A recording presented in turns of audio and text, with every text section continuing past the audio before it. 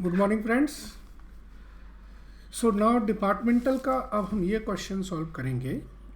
ये अच्छी प्रॉब्लम में आता है, मार्कअप की प्रॉब्लम है। तो पढ़ते हैं, एक बार इसको समझते हैं, करते हैं। Martis limited has several department. Goods supply to each department are debited to a memorandum departmental stock account at cost plus fixed markup percentage to give the normal selling price. ये इन्होंने इंस्ट्रक्शन पहले ही बता दी है कि हम क्या करते हैं। हम डेबिट करते हैं स्टॉक अकाउंट में और उसमें प्रॉफिट जोड़ देते हैं। The markup is credited to memorandum departmental markup account. Any reduction in selling price markdown will require adjustment in stock and in the markup account. The markup for the department A for the last 3 years has been 25%. Figures relevant to department A for the year ended 31st March 13 was as under. Cost हमारी इतनी है, purchase इतने पे किया, cell इतने पे किया। Okay, it is further ascertained that shortage of the stock found in the year ending March 13 rupees 1000 were written off. Opening stock 1 April 2012 को जो है including goods costing ₹6000 had been sold during the year and had been mark down in the selling price by ₹600। मतलब 6000 का goods जो उसकी selling price है उसमें 600 रुपये कम किया। The remaining stock had been sold during the year. Goods purchase during the year were mark down by 1200 from a cost of ₹15,000। Mark down stock costing ₹5,000 remain unsold. The departmental closing stock is to be valued at cost subject to adjustment for markup and markdown. So ये जो adjustment है markup and markdown के, ये बहुत अच्छे हैं। मैं आपको पहले इसका थोड़ा एक बेसिक कंसेप्ट देता हूँ, उसके बाद फिर इसे हम करेंगे। ठीक है,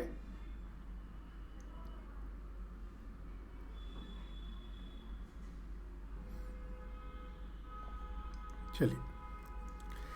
मार्कअप क्या है? जैसे सपोज करिए आपका स्टॉक है, ओपनिंग स्टॉक है मान लीजिए 10,000 का, और जो प्रॉफिट परसेंटेज है वो है 25%। ठीक है, तो ये जो स्टॉक एट कॉस्ट है ये 10,000 है। तो वो क्या करते हैं, 2 अकाउंट बनाते हैं। एक अकाउंट बनाते हैं स्टॉक अकाउंट और एक अकाउंट बनाते हैं मार्कअप अकाउंट। अब ओपनिंग स्टॉक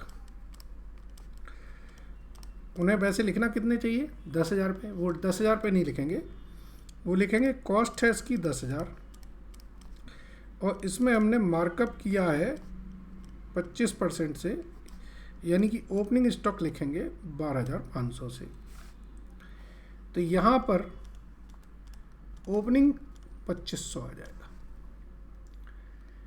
तो यानी कि यहाँ पर जितना भी प्रॉफिट इंक्लूड है उसको करस्पॉन्डिंगली दूसरी तरफ इफेक्ट दे देते हैं। सपोज करिए हमने परचेज किया है 1 लाख का गुड्स, तो हम अपने यहाँ दिखा रहे हैं 1,25,000। तो 25,000 की एंट्री हमारी यहाँ पर आ गई। अब सपोज करो ये 12,500 का जो गुड्स है, अगर हम 12,500 पे बेच देते हैं तो कोई बात नहीं, लेकिन अगर हम इसको कम पे बेचते हैं, सपोज करो मैं कम करता हूँ, इसमें 400 रुपये कम करता हूँ, तो मैंने सेल कितनी करी है 12,100 पे। इसका मतलब है मैंने 400 रुपये इसमें मार्क डाउन किए, तो मैं 400 रुपये मार्कअप अकाउंट से निकाल के इसको बैलेंस करूँगा। टेक्निकली अगर देखा जाए तो मैंने प्रॉफिट तो 2,100 रुपये का कमाया है, तो ये 2,100 रुपये ही तो आएंगे। अगर मैं यहाँ पे 12,500 की जगह 10,000 लिखता तो 10,000 12,100 2,100 रुपये होते। तो मार्कअप अकाउंट जब भी कंसेप्ट आएंगे तो आपको एक करस्पॉन्डिंग मार्कअप अकाउंट में उसका इम्पैक्ट देके रखना होगा। ठीक है, यस। तो अब मैं इस क्वेश्चन पे इम्पैक्ट इसका दिखाऊंगा, तब आपको क्वेश्चन थोड़ा डिटेल में समझ में आएगा। ठीक है, चलिए शुरू करते हैं।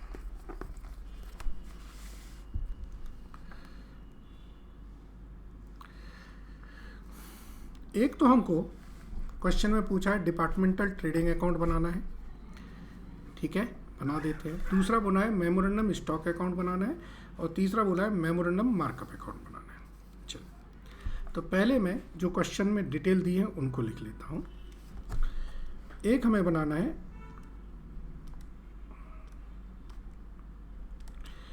Department trading account.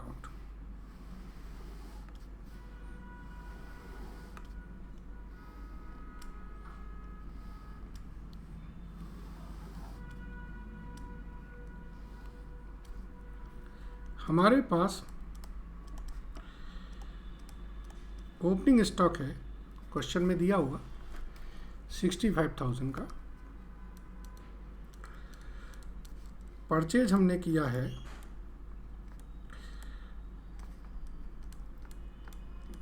2 लाख का। सेल हमने की है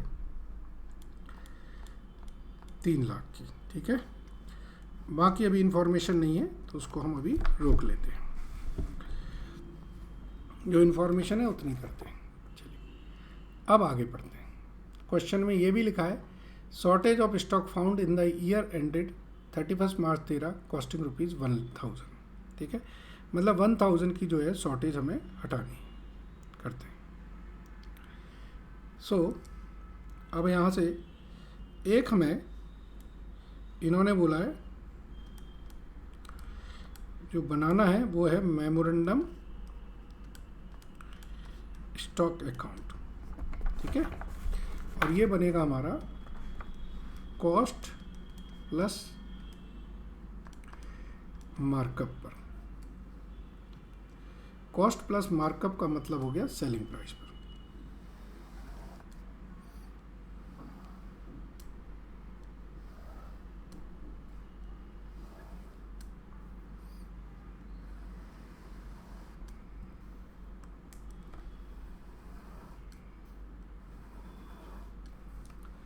ठीक है।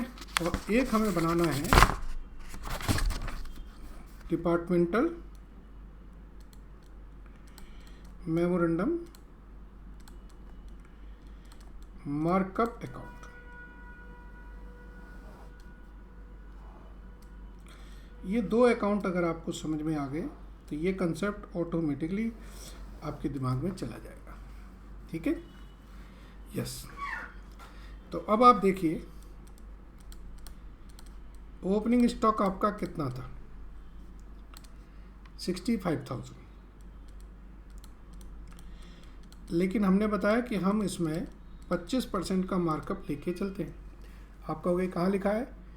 क्वेश्चन में देखो ये लिखा हुआ है, 3rd लाइन में दिख रहा है markup for the last 3 years. 25% का ये मार्कअप लेके चल रहे हैं, यानी कि जब ये स्टॉक मेंटेन करेंगे तो यहाँ पर 25% ये जोड़ देंगे। तो मेमोरेंडम स्टॉक अकाउंट में भी ओपनिंग बैलेंस जो 65,000 है उसका 25% 16,250 आ गया। हमने परचेज कितनी करी है? परचेज हमने 2 लाख रुपए की है।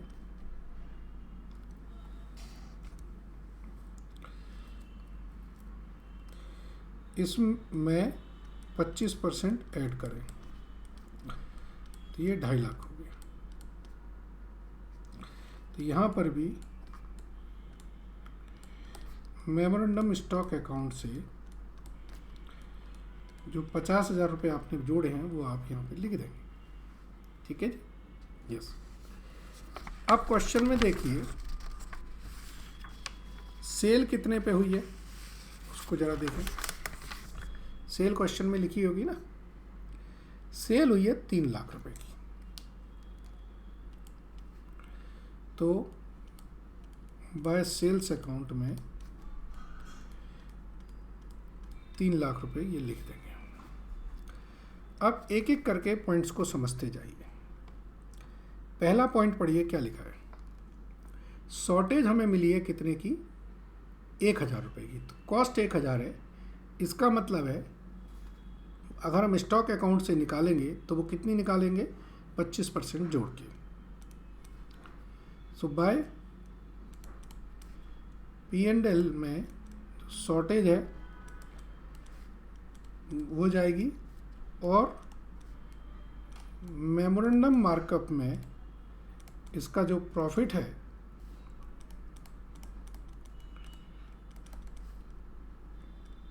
हो जाएगा। सो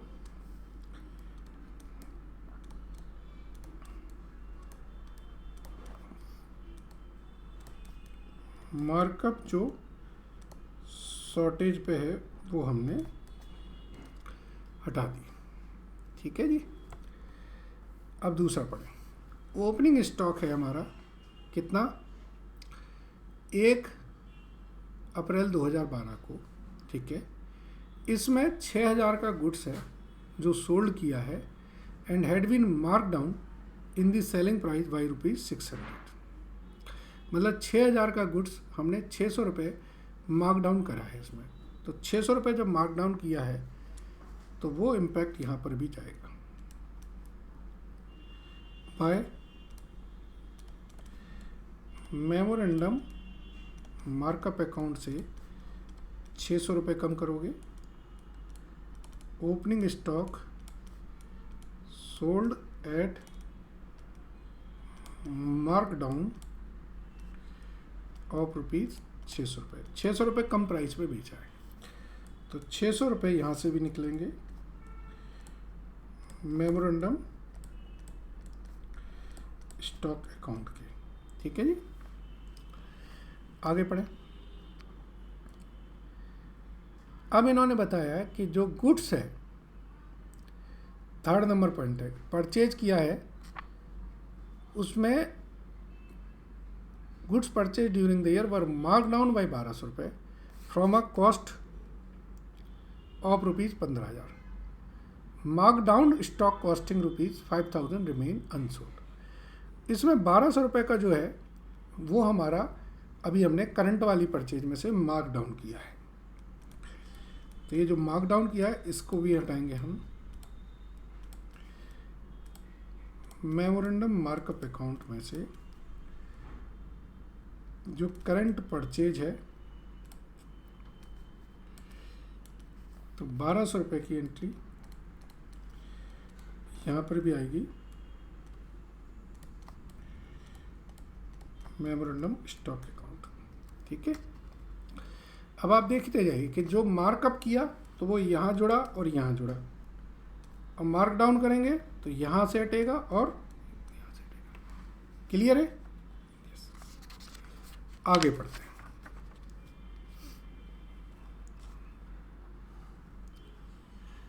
अब देखिए, इन्होंने बताया कि 5000 रुपये का जो गुड्स है वो अभी भी हमारे स्टॉक में है। इसका मतलब है 5000, 15000 का मार्कडाउन 1200 रुपये है, तो 5000 का मार्कडाउन कितना आएगा, 400 रुपये। इसके इम्पैक्ट हमें क्लोजिंग स्टॉक में देने पड़ेंगे। ठीक, करेंगे इसको। क्लोजिंग स्टॉक उतने से हम मेंटेन कम करेंगे। चलिए, ये पॉइंट थोड़ा ध्यान देने वाला है।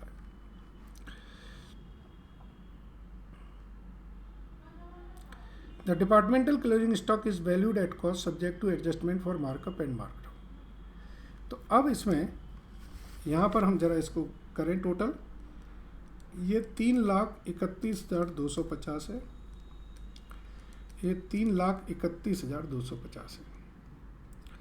तो यहाँ जो बैलेंस बचेगा ये हमारा क्या है, क्लोजिंग स्टॉक है। एक बार बैलेंस निकाल लें। 3,31,250 माइनस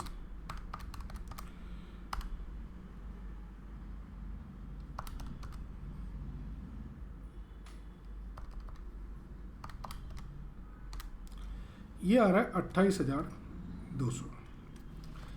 अब ध्यान दीजिए, इसमें इंक्लूड है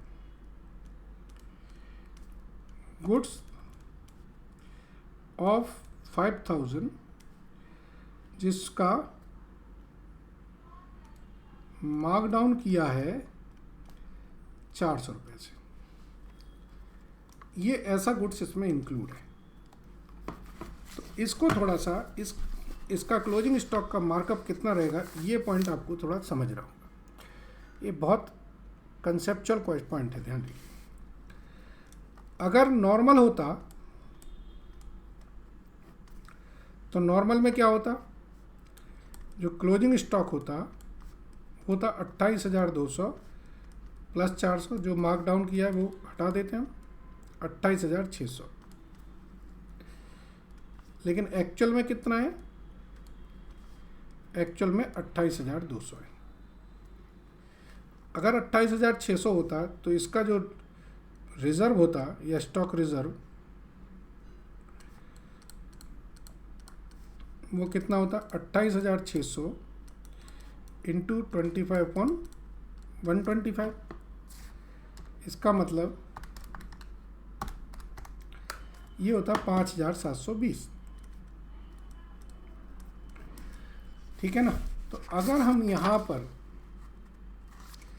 28,600 लिखेंगे तो यहाँ पर लिखेंगे 5,720, लेकिन चूंकि हमने 400 रुपये यहाँ से भी कम कर दिए हैं तो 400 रुपये हमारे यहाँ से कम हो जाएंगे।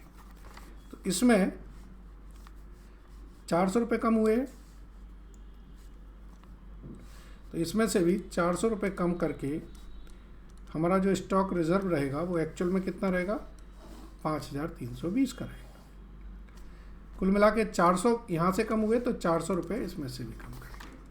क्लियर। थोड़ा ये कंफ्यूज होता है। सो स्टॉक रिजर्व हमारा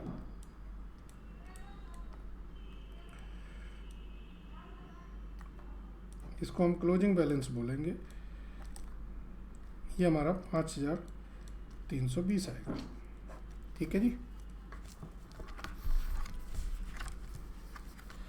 सो अब हमने 5,320 रिजर्व कर दिए, जो बैलेंस आएगा हमारा वो हमारा नेट प्रॉफिट होगा। तो ये आ जाएगा 66,250, 66,250। तो यहाँ जो बैलेंस आ रहा है 58,880, ये हमारा ग्रॉस प्रॉफिट है। ट्रांसफ़र कर देंगे हम P&L अकाउंट में। ठीक है जी। चलिए अब इसके बेसिस पर हम अपना क्लोजिंग स्टॉक निकाल सकते हैं। ठीक है, चलिए समझाता हूँ मैं।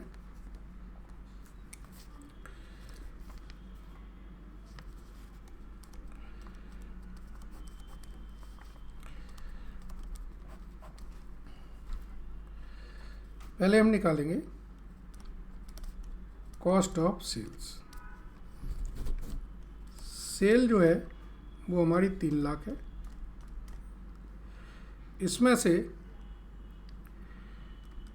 एक तो हमने खुद ही मार्क डाउन की थी 600 रुपये की,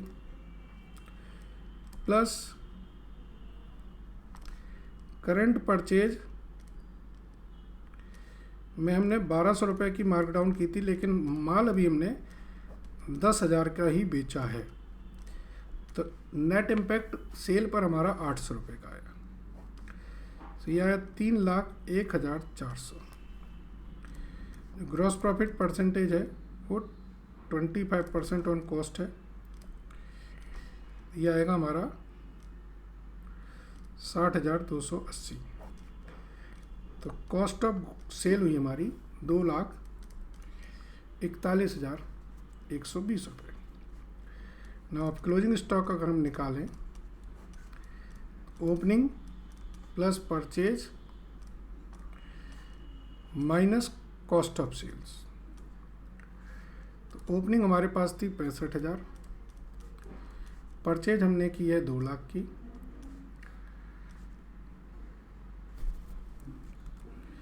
कॉस्ट ऑफ सेल्स है हमारी 2,41,120 और 1,000 का हमने शॉर्टेज थी हमारी। तो ये आएगा हमारा 22,880। ठीक है, ये इम्पैक्ट आप यहाँ डालें। क्लोजिंग स्टॉक 22,880 और जो शॉर्टेज है 1,000 रुपये की। तो 3,23,880